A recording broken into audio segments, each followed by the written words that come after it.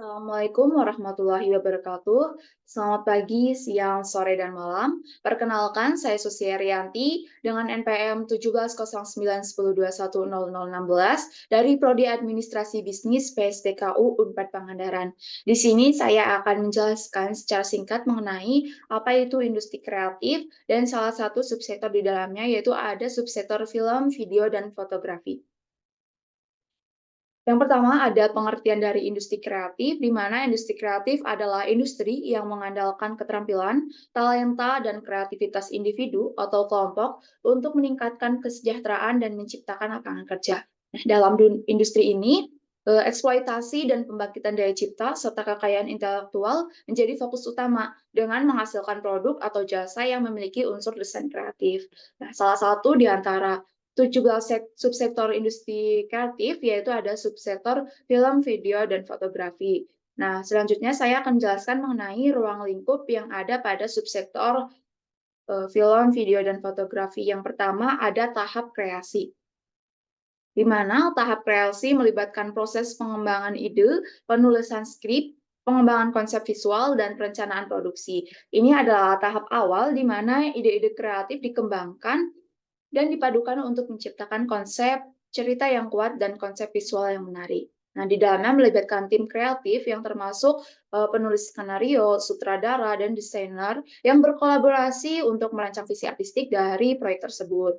Nah, yang kedua yaitu ada tahap produksi, di mana tahap produksi ini melibatkan proses pengambilan gambar, pengeditan, penggunaan efek khusus, dan produksi suara. Nah, di dalamnya melibatkan tim produksi yang bekerja sama untuk merealisasikan visi artistik yang telah ditetapkan sebelumnya, yaitu ada aktor, produksi, dan tim teknis lainnya yang terlibat dalam proses ini. Tahap produksi dapat mencakup pengambilan gambar di lokasi atau dalam studio, terus penggunaan teknologi canggih seperti animasi komputer atau efek visual, dan pengeditan untuk menciptakan hasil akhir yang diinginkan.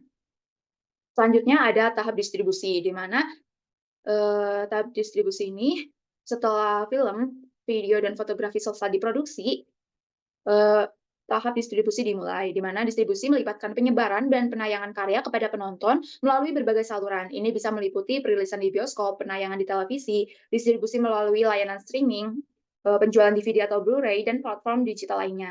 Perusahaan distribusi memainkan peran yang penting dalam mempromosikan, mendistribusikan, dan memasarkan karya tersebut agar dapat diakses oleh audiens yang luas. Nah, yang terakhir ada tahap komersialisasi, di mana tahap komersialisasi ini adalah ketika karya karya film, video, dan fotografi digunakan untuk mendapatkan keuntungan komersial. Ini melibatkan pemasaran, promosi, dan penjualan hak cipta untuk mendapatkan pendapatan dari karya tersebut. Hal ini bisa meliputi penjualan tiket bioskop, penjualan atau lisensi, dan hal ini bisa juga penjualan tiket bioskop, penjualan atau lisensi ke platform streaming, penjualan DVD atau Blu-ray, serta pemasaran melalui ikan dan kerjasama dengan mitra bisnis untuk memperluas keuntungan finansial dari karya tersebut.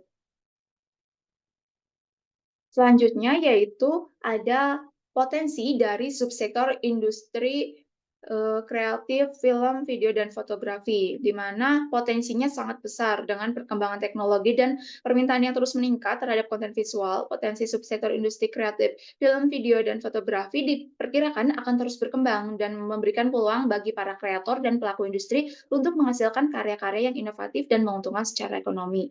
Yang pertama yaitu ada potensi pasar yang luas, di mana film, video, dan fotografi memiliki daya tarik global dan mampu mencapai audiens yang luas. Dengan adanya platform streaming dan akses internet yang mudah, karya-karya dalam subsektor ini dapat dengan mudah diakses dan dikonsumsi oleh orang-orang di seluruh dunia.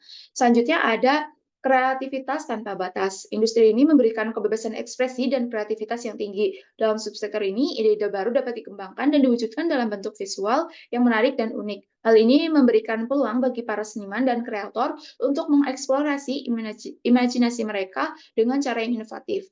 Yang selanjutnya ada potensi pengaruh budaya dan penghargaan, di mana film, video, dan fotografi memiliki kekuatan untuk mempengaruhi budaya dan membangun kesadaran sosial. Karya-karya yang berhasil dalam subsektor ini dapat menjadi alat untuk menyampaikan pesan-pesan penting. Misalnya memperkaya warisan budaya dan mempromosikan perubahan positif. Selain itu, penghargaan dan pengakuan dalam bentuk penghargaan film dan festival dapat meningkatkan profil dan kesuksesan dari karya-karya tersebut. Selanjutnya ada potensi ekonomi, di mana subsektor ini juga memiliki potensi ekonomi yang signifikan. Film, video, dan fotografi yang sukses dapat menghasilkan pendapatan yang substansial melalui penjualan tiket, lisensi, penjualan DVD atau Blu-ray, dan kerjasama pemasaran. Selain itu, industri ini juga menciptakan lapangan kerja bagi berbagai profesional kreatif seperti sutradara, animator, penulis skenario, dan desain grafis. Yang selanjutnya yaitu ada contoh industri kreatif pada subsektor film, video, dan fotografi. Yang pertama ada MNC Group. MNC Group adalah perusahaan media dan hiburan terkemuka di Indonesia yang di mana mereka memiliki bisnis di sektor media, properti, keuangan, dan telekomunikasi. MNC Group juga mengoperasikan saluran televisi terkenal seperti MNC TV, RCTI, dan Global TV, dan iNews. Selain itu ada beberapa contoh film yang terkenal, yaitu ada